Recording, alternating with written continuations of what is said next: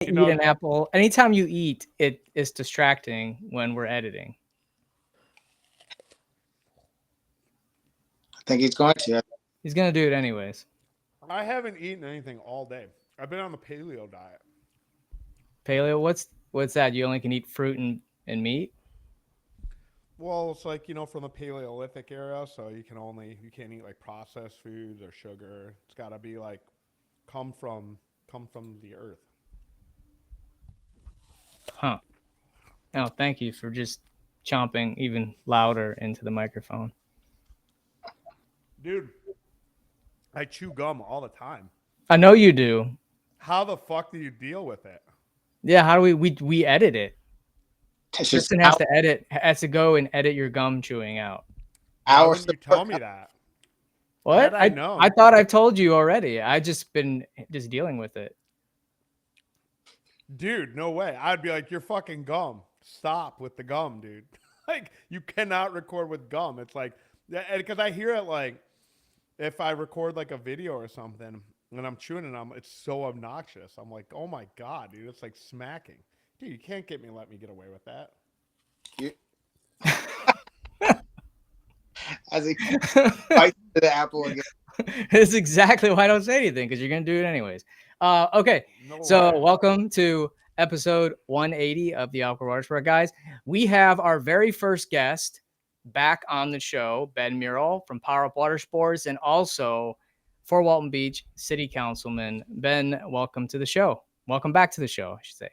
Yeah, 180 episodes. That's awesome, guys. I'm happy to be back. Yeah, and in that 180 episodes, a lot has happened with you personally and professionally. I think you were just had Power Up at the time, just kind of winding down Flyboard. So tell us a little bit about what's going on with you. Yeah. Well, since then, yeah, pretty much I've got my foot out the door on the hydroflight shows and stuff like that. I ran Baytown Wharf show for 11 years. Not doing that this year. Actually, just got back from a show in Hollywood, Florida, and I told everybody there, I'm like, this is probably going to be one of my last ones. Because since then, we have started a bar right across the water. A commercial property became available. It was an old restaurant, which we ended up tearing down quite a bit of it. We tore down the restaurant part, the kitchen, and we kept the bar. We've been developing that. And doing that actually led to me running for city council at Fort Walton Beach this past year. I actually just swore in April 1st. Yeah, well, you forgot another thing too, the Soundside Cruiser. At that location, we added a head. Right. That was the first thing I added. So, um, yeah, we knew we could monetize the water. We felt very confident there. So I did. I got my hands on the property. We put a headboat there. We sublet some of the um, dock space. And then it took us about 2 years to get the bar open, which we did this past October. So, yeah, you're right. Hey, for those of us who have not listened to every show or not 180 episodes deep, where 40% of it is SEO and the other 30% of it is Google clicks and OTAs and Red Stack. Fucking just can't get enough of it. If you're new to the show, Ben, why don't you a little bit of backstory? Give a little bit of history of what it is in water sports that you do have done. You got a good history. So yeah, I think we went over that early in the show or the first show. I got into water sports because I just wanted to own my own business. I had a mattress store at the time. We talked about that, and I saw a YouTube video of that jetboard, the Flyboard, a guy flipping around. This was in 2012. They weren't even available commercially yet, so we brought that to Destin, Florida, later that year in 2012, June of 2012, and built up Power Up Watersports around it. Over time, we added boats and jet skis, and actually, that's all we rent now out of Power Up. We stopped renting the board in 2020, um, and that from there we've expanded to the headboat, which is a different company, the bar, and now politics. So that was kind of the journey um, to start in water sports, I guess you could say. Dude, I really wish I knew you. I just always would love to just call you Ben the Mattress Man. Hey, Oh, it's my boy Kevin, Ben the Mattress Man. can you turn up your gain a little bit? You're a little quiet. How about now? Yeah, it's better. Is that better? Yep. Oh man. I definitely enjoy water sports more than mattresses than I ever did. As anybody in this industry knows, it has its own headaches and it can be rough and Hey, terrible. listen, there's a lot of guys that are in mattresses and water sports. That's a whole different set of headaches. Different type of water sports, though. Yeah. Get the P, because if you Google water sports, you don't really get like boats and jet skis. Yeah, Kevin's right. If you Google water sports in Apple Podcasts, you will not get the Awkward Watersport Guys. Yeah. You're gonna get two black ladies talking about doing weird things. I'm serious, dead serious. Like, go ahead. Yeah, it's I'm a sorry. terrible brand. It was a terrible branding decision. I mean, on all of our parts. That's why I'm Destiny Water Adventures. This is like the reality of it, because I recognized that a long time ago. When people think water sports, they think of people getting pissed on, right? Is that, Definitely not running pontoons. like water skiing, wakeboarding, that would think like that.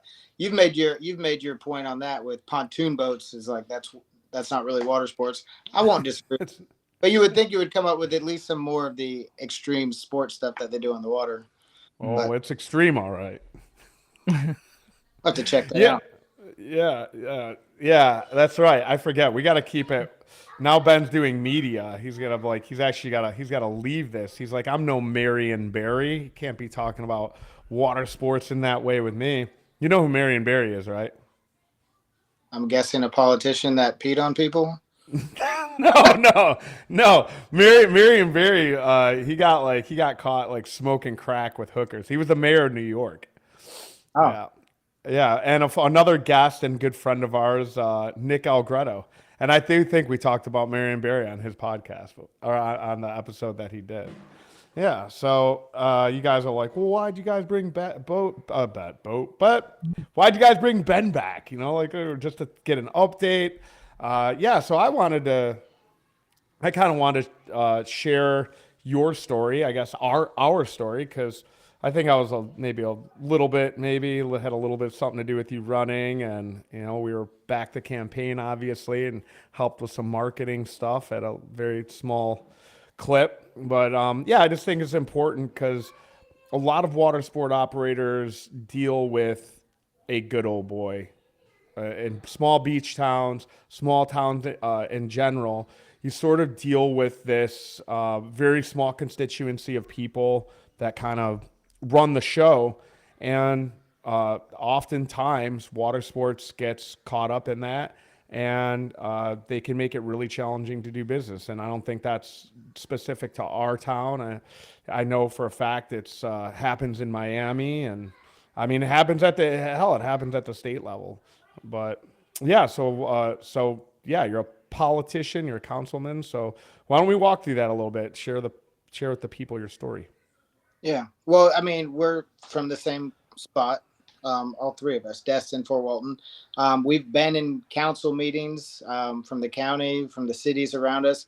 We were on one side of the microphone, pleading our case as water sports guys.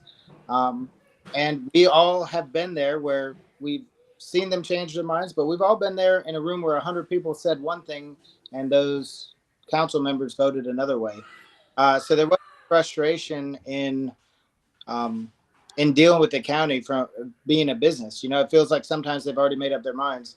So while I was developing this property, I went head to head with the city quite a bit. There was a few frustrations I had, and that kind of sparked, like, I was like, when I was complaining and kind of fighting with them, they're like, well, you'll have to take those issues in front of council. And I remember there was one day I was in the office and I was like, I'll just run for council.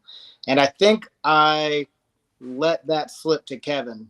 And all those past times where we had stood on one side of the microphone fighting for water sports, he was like, you should. And he's like, I'll be your campaign manager. And he threw some money at it and he was like, let's go. And I don't know if you talked to my wife as well, because I went and my wife was like, you should run. And so here we are in my frustration from being on that, being on one side and dealing with what I was dealing with. It was finally enough for me to go, you know what, let's try to get on the other side of the microphone, put somebody up there that knows this business, that knows just running a business in general, kind of the ins and outs, and maybe put somebody on council that has that perspective. Because sometimes I feel like they feel like they have to make policy because they have to make policy. I've only been on there we're going on 5 weeks, and I've already watched in 2 meetings where I'm like, why are we making policy? Like, it's like, I feel like they feel like that's what we have to do. So it's going to take some time to change that mentality. We're going to need some more people with maybe a business mindset. Sometimes I think cities can just go, hey, we understand there's a half dozen disgruntled people, but we're not going to make a law because of that. We're going to leave it free market. We're going to let the market dictate itself. And maybe we just don't have to write 5 pages of rules because we feel like we're doing something. So, I mean, that's my take on it so far. But I'm one of 7, so I can only hopefully I can start to kind of speak my mind and influence others to kind of see it like that. But right now we're getting our feet wet and learning how to do this thing. You know what I think is that I think that a lot of people who get into these positions like city council, they want to Fucking believe that losers. they're they want to minus Ben. They want to believe that they're like all for small. They say this, how they're all for small business. They're conservative. They're Republican. Blah blah blah. But when it comes to making policy, that all goes out the door. Now they want to be a socialist and control everything, and I don't understand that, because they go up, they tell everybody they're campaigning for small business and less regulation. We want you to grow, and then they get up there and it's like all about the agenda of their friends and family that are telling them what to do. Like in Destin with the fishing, the old heritage fishing, all these guys are old conservative Republicans, but they don't like boats. So now they're not going to be for small business anymore because they just don't like that part, because it hurts them and it's not the way they see things. So I just find it funny how they all just kind of flip flop once they get on. You know what I think's funny? I think the majority of them need magnifying glasses to see their dicks, dude. The reality of it is half of them, I'm sorry, but it's like, it's always sort of like, you know what I mean? Like, unless you have like ambitions, right? And don't get me wrong.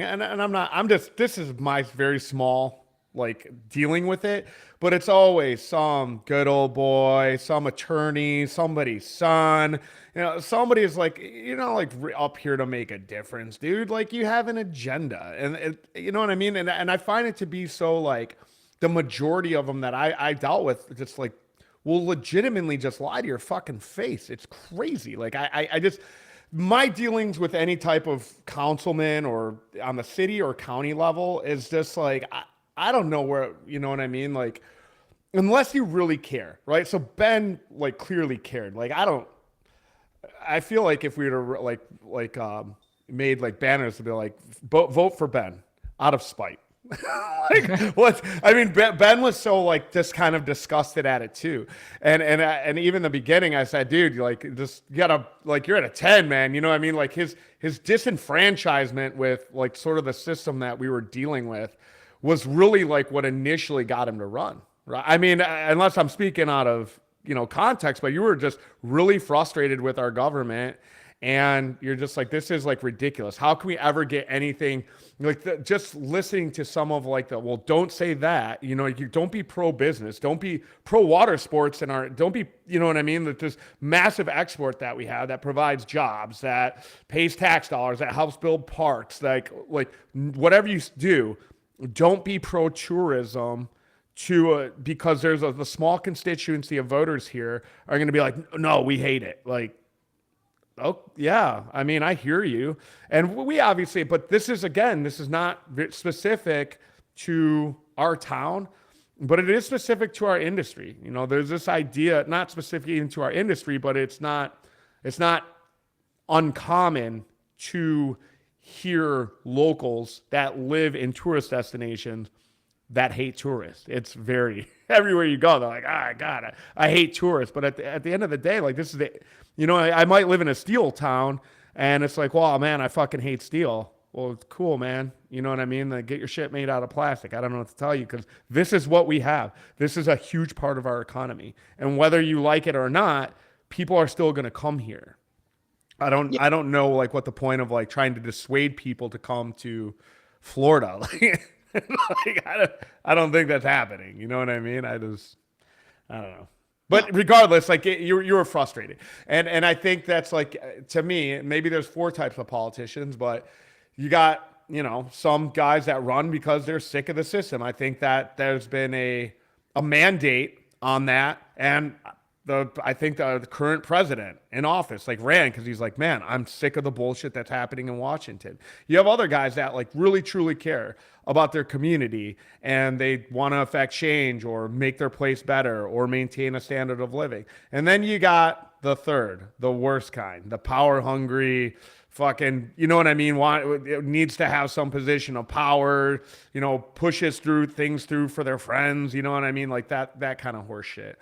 Well, you got to think like there's this old guard in each community, people who own a lot of real estate, that have a lot of money, that have a lot of business interest, and having someone on council or having multiple people in council is in their best interest. I mean, let's just face it. If I owned half of Fort Walton Beach, it would be careless of me not to have someone on council that's pro business and pro my business interest, because I mean, any decision could hurt my wealth, so I understand that. But that also on the other side of it, it's not always the best interest for the community, because these decisions are just constantly going to be, I saw this in Destin, people get on council, they have friends, and they're going to push through things that are for their friends. And they can. I mean, if they have majority vote, they can practically change anything. So it's very powerful. And I'll tell you this, I think people learn the game. I think people sit up there and something. So this is my initial take. If staff is presenting something, so if somebody gets something put on and gets read and gets it put on the agenda, all of a sudden the mentality that I see from council is, oh, we have to make this decision. And if staff goes, oh, here's something, here's this ordinance that we like, and they read it, more often than not, from being on it and from watching it before I was on it, council passes it, because that's just what they do. They just go, okay, you recommend it, great.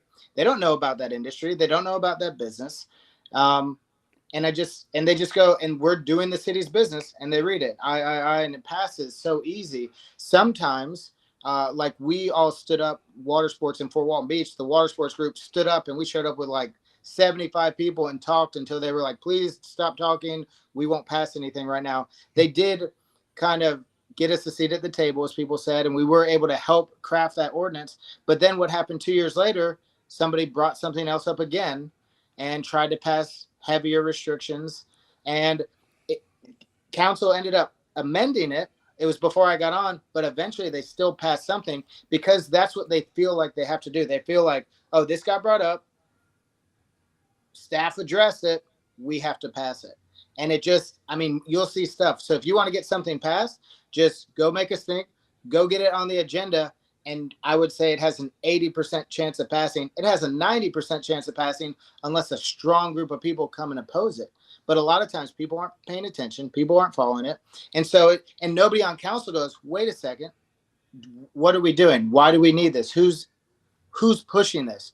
We talked to a council member. We're like, I've got all these complaints about these liveries. Who? All the other council The thing is, business owners, we're busy. Like the operators, they're busy, but the residents are not, especially in Florida when we have retirees that have way more time in their hands than they need. And that's what gets stuck, is that the business operators don't know about it unless they're told. So a lot of stuff can really sneak in. I know, like, technically they're supposed to publicly post it in a newspaper or whatever. Who in the hell reads a newspaper? Like, these ordinance can get put right underneath our noses every single time, because the operators are busy. They don't think about city council. They don't participate in the meetings. And it's really important for everybody that's listening, no matter where you're at in the world, your local communities can destroy your business. And you have to keep, maybe you have a group of guys and one person is in charge of just reading the notes for council, but like stuff can easily get snuck through. And then before you know it, your business has changed. Not even communities. One single asshole with an agenda. Yeah. You know what I mean? Oh yeah, man. My office is like, who the fuck are you, man? Like, you know, nobody else is hearing all these phone calls and complaints, but that's all it takes. And like a sneaky lying piece of shit can walk through the door and go, yeah, man, you know, man, my office is filled. You know, it's like, really, dude? Like, nobody even knows who the fuck you are. You know what I mean? Like, like, to Greg's point, like, who's calling you? You know what I mean? I heard you're the savior of people that have like multi-million-dollar houses that, you know what I mean, live on the water, and they're all just calling and complaining about, you know, parasailing and snorkel and stuff because, you know, I heard that I'm the guy, and that's all it takes. Oh man, you know, my sector is getting this and my people I'm hearing that, and it can just be one guy. It can be one guy that's trying to make his bones as a politician. And I've seen it, dude. I've seen people jump on that bandwagon here and be like, you know, I'm the guy who stopped the commercialization of the fucking sound. And the reality of it is like, yeah, your constituency is the same 100 people that vote in every local election, because the reality of it is nobody does. So it just takes one person who knows 5 other people. And this is why it's called the good old boy system, because it's very much, and it's like, frankly, it sucks. I would never call Ben to try and get a differential advantage. Ever, on my competition, just think of, like, or anything. When this new ordinance for 401 Beach, and this could happen anywhere, like the whole fuel contingency plan, how they wanted, you couldn't use gas cans to fuel your boats. They wanted to be grounded. Like, these are the little things that could literally shut you down if they wanted to enforce this really hard. Like, how many businesses in Fort Walton Beach actually would be compliant to their contingency plan? Like what, like 2 or 3? So pretty much every company would have to go out of business because they wouldn't be in compliance. Like, those are the little things that they try to sneak in there that would shut us down and are just nonsensical. Like, someone has an agenda and they know what needs to be done to shut everybody down, and they slip these things in. And if you're not watching it, then these things, you know, once they get passed, it's hard to reverse it. And you hear things like when we were talking about that, luckily we got that removed, as we were all as business owners kind of standing against that. But even when we talked about that stuff, there was the fire marshal was like, well, I'm not going to be down there checking you. And it's like, like, you hear things. The same thing I hear on council, like, hey, we're not voting on, is how they get things on the agenda. They go, well, I'd like to bring this up for discussion. Right. And so then it gets brought up for discussion and it gets put on the agenda. When it gets put on the agenda, there's staff that does work and they create a presentation. Hey, find this out for me. We're not voting on anything. We're not trying to pass this. We're just discussing it. And then it gets on the agenda, it gets staff behind it, and then they present something, and all of a sudden city council, as I was saying earlier, goes, oh, here's an ordinance, here's a thing, we have to pass this. Like, nobody's here even opposing it. So yeah, like, just business as usual. We don't know what we're doing. Pass. And I'll tell you that the challenge with a lot of this is most of this stuff, especially that happens on the water, is already regulated by the state. There's not a city council on the fucking planet that can put a code inspector and have them go on a boat on the water. And that's why a lot of legislation with water sports always gets painted with broad brushes, because they're like, well, how can we put a stop to this, or how can we affect this business that is largely happening on the water? And then it's like, oh, well, we'll create an insurance law. We'll create a parking law. We'll create like ways, because it's to hinder the business and it's to hinder more businesses from coming through the door. Because the reality of it is that, again, this stuff is handled at the state level. It's like, you can't come on my docks and be like, oh, you can't have this here. Well, fuck you, dude. I got a submerged land lease. You know what I mean? Like, what part do you play in that? And you will see council, plural, that want to get in the conversation with things that are already being regulated by the state. At least so that's what we've seen here. And I saw it in Key West where they wanted to use, and that's the other kind of shitty things when they start involving the EPA and the federal government, and they start putting like blanket regulations because of seagrass beds or sponge gardens or, you know, what have you. The Crab Island being regulated now by National Park Service, the world's worst sandbar, and now it's a national park. Okay. Ben, what do you think like are the biggest threats to boat rental companies in municipalities? Just thinking like Fort Walton, Destin, but where do you think like the next area of our industry is going to be like really targeted from like a city standpoint?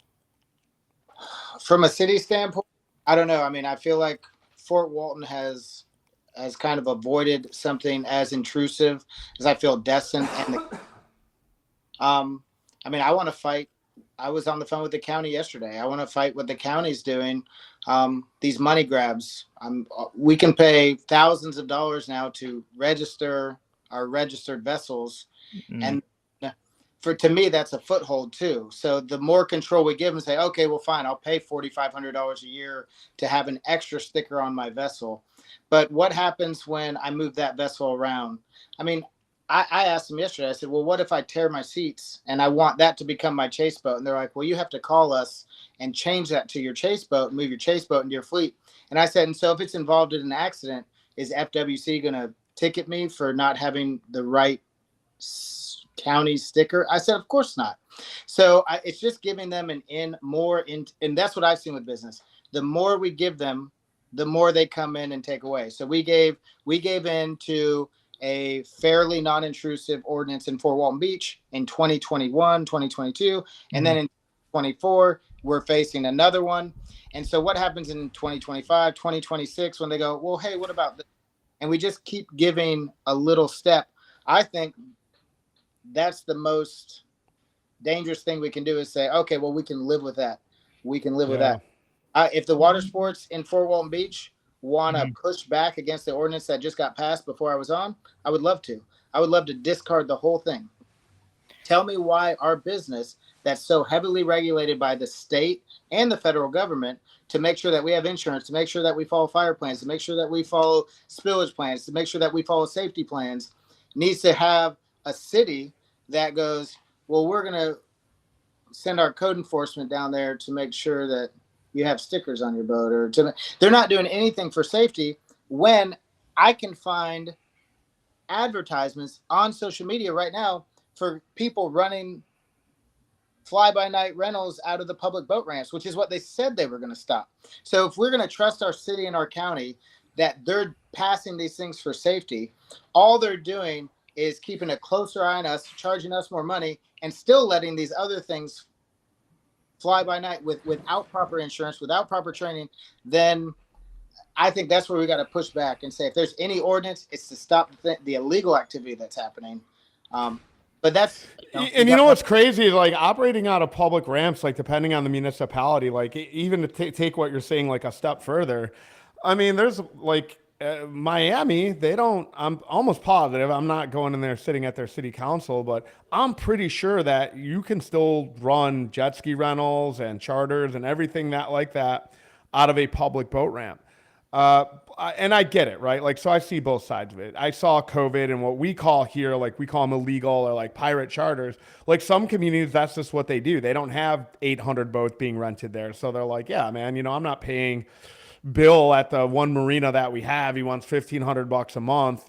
I rent a boat here, do a charter 3 months out of the year in my lake town or whatever, and it's not an issue. So we just do it here. But to your point is you're right. Like, so here we don't allow public use of boat ramps for charters and things like that. But there was no pushback on that. There was no like, here's what we're going to do. Here's how we're going to get these operators operating out of the periphery. Like all of their efforts were focused on us. And you're right. It's death by 1,000 cuts. And so there's part of me that's just like, look, man, if we get a little bit of good publicity, which we've had to like sort of fight with through the years, because a large majority of the locals, not a big fans of liveries and boat rentals. And so for us to have like done some things like, you know, the takeover party stuff where the businesses shut down during, like, I don't know if you call it, if it's an illegal takeover party, but basically people coming during spring break, causing a bunch of chaos, whatever, out on the water. And we all shut down and we all lost a lot of money to do so. It was like to curry public opinion a little bit. So for us, like if to get us on the other side of this, where like the fifth cut, now public opinion's like, well, man, you guys are just picking on small businesses, right? Like that's the kind of language I want to hear. And to sort of get rid of this idea that we're all just out there at public boat ramps, you know, giving jet skis to 12-year-olds, drinking Mad Dog 2020 and, you know, have AK-47s or whatever it is, like the craziest outlook on our industry is here in this town. Like boat rental, like liveries were awful. That's where I'm like, all right, can we give a little just to go like, all right, publicly, this is what we look like. We're getting more people, because eventually those same people in that public opinion curate the way these guys on council that want to get reelected, you know, because again, there's a great handful of them that are just like, they want to serve themselves. They want to be reelected. So it's like, well, let me get a temperature of the room. Does everybody hate boat rentals? Yeah, more boat rental regulations. Oh, does everybody like boat rentals or parasail or snorkel or whatever it may be that's on the docket? Oh yeah, I'm in support of small business. And so where you're like, get rid of it, because I know this is just 3 steps to a 10-step plan of getting rid of these guys. I'm like, well, all right, well, like, let's fight step back. No more. No, this isn't death by 1,000 cuts. We did this to give. Now you give. Like, quit trying to fuck with my business. And I see your point. Like, the moment they open up the door, the moment that regulation gets written, they can expand on it. They can add new things to it. Like, it's already there. So might as well say, no, fuck it, nothing. Leave us alone. We're going to. And I rock agree with that too, you know? I agree with Kevin, and a lobbyist that we all kind of know well. She said, the minute that an ordinance gets passed, it's the beginning of the end. She said it will eventually lead to a moratorium, and she's right. She was right in Destin. And it looks like with Fort Walton, unless we get good leadership in there, it could eventually get down there. And thankfully, Ben is up there and educating. Mainly, it's like educating other council about the business. I remember a county commissioner for Okaloosa mentioned in a meeting that 14-year-olds could drive. He was completely saying wrong and false things, and no one could yell and correct him. So what do you do? Well, no, 14's legal. I mean, legal for private. Yeah. No, there was never any delineation. Like, you could legally rent to a 14-year-old. If a 14-year-old could operate a jet ski, and again, not like, you know, agree with any of them, but the reality of it is that some people were like, I mean, dude, I've got those phone calls. Like, what's the youngest you rent to? And I'm like, dude, 14's like a little crazy, but you could legally have done it at that time. I mean, you legally can do it now. I mean, they don't have to have a driver's license? No. Nope. Yeah, a parent can present the driver's license. A parent can sign, and then as long as that kid's 14 in the state of Florida, you can legally operate a jet ski. There was some insurance companies that pushed back against that, but you could. It's just like. And this has been sort of my argument with the way they have now interpreting the 18-year-old thing, that, oh, you have to be 18 to rent or whatever, right? But again, like to rent, like that's obscure language. It's not like if I go to rent a car, maybe the car rental has a 25 or under, but if my daughter is driving that car, she's under my insurance. It's not like the cops can pull over and give her driving a rental car under the age of 21 ticket. Mm-hmm. There's no such thing. So you could legally allow your kid to go and drive that car. That the car is insured through the rental, through the car rental. Your daughter is insured through your. Now they might not be insured through the car rental to drive it, but the car still has insurance. The kid still has a license, and even though it's against their policy, there's no law that she could get a ticket for. So this was like the argument with jet skis. Most operators didn't allow 14-year-olds because we're like, oh, that's a little crazy. Your insurance, your liability, all the things. But from a legal standpoint, there's no ticket in the state of Florida. Well, now there is, and that's lobbyist Peggy Matthews is like, yeah, this isn't right. Oh, could legally rent to 14-year-olds, believe it or not. Not best practice. I'm not giving I'm not giving my own 14-year-old, you know what I mean, a fucking jet ski to like go ham on. I mean, if I'm on the back with her, maybe, dude, but there's no way I'd be like, here you go. You know what I mean? Here's the jet ski. Go have fun. But legally, I could. Oh. Yeah, it sucks. It's like the least most fun portion of this entire business. And in Florida, it's big regulation and big business. I don't know about other states, but. But do you guys think though that it was COVID that really spurred all this? I really don't think prior to COVID there was really a problem. And I was talking to Jason from Riverwalk. He's out in Tampa, and we were just saying how things were growing at a kind of steady pace, but then 2020 came and everyone went boating for 3 years. And all the incidents went up and all the problems came. And that's when all the residents came out against rentals. And now we're back to normal levels. In fact, probably at lower levels, lower than they were previous. I mean, I think at the county safety meeting, they were saying how BUIs were down like 40%. I mean, don't quote me on that, but I know like incidents and everything has been down substantially since the peak of COVID. So do we really have a problem anymore, or did we just have a temporary problem? And now we're creating all these laws and regulations for the temporary problem, which is why I think everything needs to be repealed, because we're already regulated and those regulations have already expanded since then. So just adding more ordinances is kind of crazy, but I think we're solving a temporary problem and it's already been solved. Well, we had such a surge, like you said. I mean, 2020, 2021 was, I mean, for many of us, the peak, and then it was still strong in 2022. But yeah, it's been coming down since 23, and I mean, it's hard to argue that. You look at that data.